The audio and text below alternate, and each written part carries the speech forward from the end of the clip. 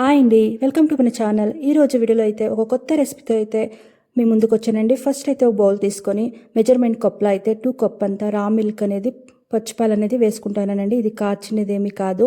2 cup అనేది వేసుకోనాను. 2 cup అనేది water అనేది కూడా వేసుకుంటానండి. టోటల్ వచ్చి 4 కప్ అనేది 2 కప్ అంత మిల్క్, 2 కప్ అంత వాటర్ అనేది దీన్ని బాగా మనము కాచుకోవాలా.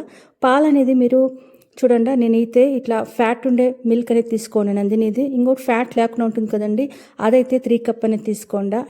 దీంట్లో అయితే ఎక్కువగా ఫ్యాట్ ఉండేది కాబట్టి ఇది నేనైతే 2 కప్ అనేది తీసుకున్నాను. పాలు అనేది చిక్కగానే ఉండాలా.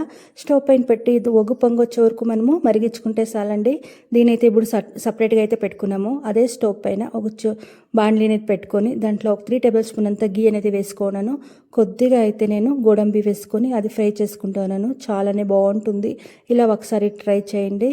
కొద్దిగా గోడంబి వేసుకున్నాక అది కొద్దిగా ఫ్రై అయ్యాక ద్రాక్ష కూడా వేసుకుంటున్నాను. ఇది ఫ్రై అయింది కదా, ఇది అయితే ఒక ప్లేట్లోకి అయితే తీసుకునేద్దాము. మనం ఎప్పుడు చేసేలా మనం సేమియా పాయసం అనేది చేసుకుంటూ ఉన్నాము. కొద్దిసేపుకి అంతా గట్టిగా అయిపోతుంది. బట్ ఇలా ఒకసారి ట్రై చేయండి. అది మనం ఫుల్ డే పెట్టినా కూడా మనకి గట్టిగా అనేది ఉండేలేదు. చాలానే బాగుంటుంది. ఈ టిప్స్తో అయితే చేయండి. ఆ 1 కప్లో అంతా మనము 50 కప్ల మిల్క్ అనేది తీసుకున్నాము. అదే కప్లో మెజర్మెంట్ కప్లో 1 కప్ అంతా సేమియా తీసుకున్నాను. మనము ఆ గీలని బాగా దీన్ని రోస్ట్ చేసుకోవాలా. మన కలర్ చేంజ్ అయ్యే వరకు రోస్ట్ చేసుకోవాలా. అప్పుడే మనకి చాలా బాగుంటుంది. మన పాలు అనేది కాచి సపరేట్ పెట్టుకోండి కదా, కొద్దిగానే వేసుకొని కలుపుకోవాలా. అది వేడిగా ఉంటుంది కదా పెనం అనేది, అది కాబట్టి కొద్దిగా వేసుకొని ఒక 1/4 భాగం అంతా వేసుకొని 1/4 భాగం అంతా అలా పెట్టుకోండి. ఫుల్ వేయద్దండా. 1/4 భాగం అంతా వేసుకొని కొద్దిగా మరిగించుకోండా. ఇలా చేసేదాన్ని ఇంకా మనకి ఫుల్ డే పెట్టినా కూడా గట్టిగా అనేది అయ్యలేదు. మనం ఎప్పుడు చేసినాను కొద్దిసేపుకంతా గట్టిగా అయిపోతుంది కదా సేమియా పాయసము. బట్ ఈ టిప్తో ఫాలో చేయండి.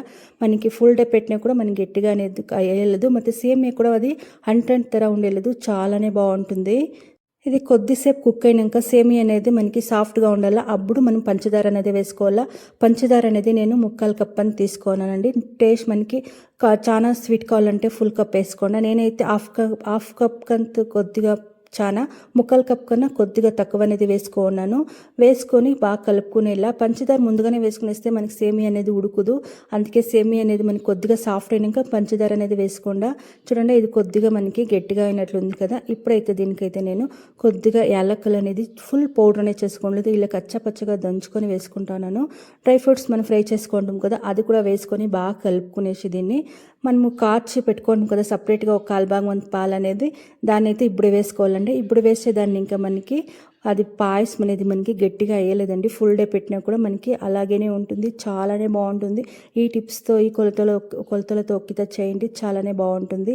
ఇదైతే బాగా మనం కలుపుకునేసినాక ఒక 10 సెకండ్స్ పాటు అలాగే వదిలేసి స్టవ్ ఆఫ్ చేసుకునేస్తే మనకి సేమియా పాయసం అనేది రెడీ అవుతుందండి. చాలానే బాగుంటుంది. ఒకసారి ట్రై చేయండి. చాలా ఈజీగా కూడా చేసుకునేయచ్చు. చాలా టేస్ట్గా కూడా ఉంటుంది. మనకి ప్రసాదాలకి నైవేద్యాలకి ఏమైనా కావాలన్నప్పుడు సడన్గా ఏమైనా స్వీట్ చేయాలన్నప్పుడు ఇలా ఒక్కసారి ట్రై చేయండి. చాలానే బాగుంటుంది. ఐ హోప్ మీకు ఈ వీడియో ఇష్టమైంది అనుకోండి. ఇష్టమైతే ప్లీజ్ సబ్స్క్రైబ్.